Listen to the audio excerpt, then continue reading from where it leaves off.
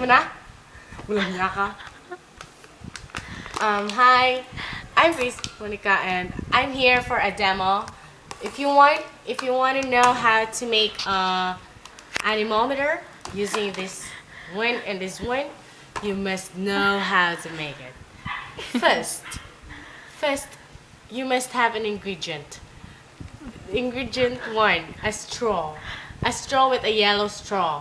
Kailangan talaga ng yellow para ma-attract ang mga mamimili ng anemometer mo. Tapos, kailangan ka ng 2 straw. Kung malaki ito. Pero kung maliit ito, kailangan mo ng 4 na straw. At tapos, ito, 2 itong straw. Kailangan mo itong i-chorus. Chorus. I-cross. Pag ganyan. Tapos, sketch tape. Nasaan yung sketch? Duro.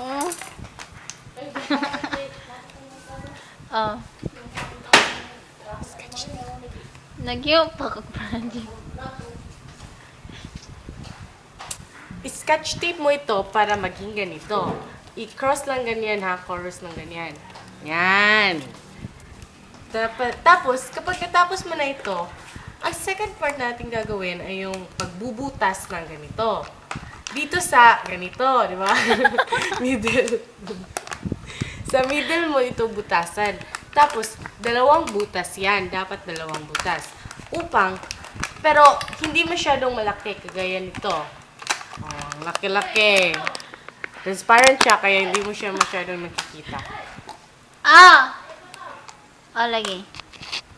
Yan. Kapag napasok mo na yan,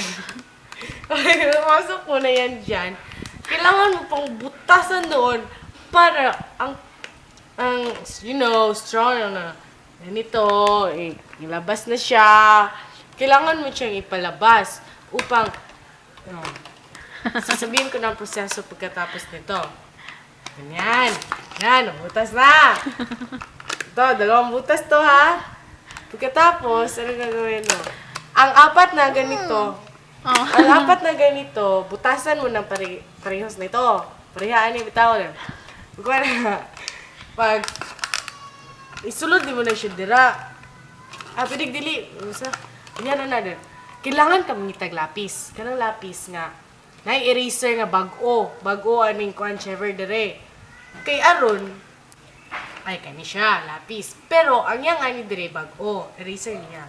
Aron, anaan mo na siya, nabito na siya, singala na? Sa scene. Kanang sa scene. Oh, kanang sa scene, bitaw nga kanang nail, bitaw nga kanang talinis kaayo.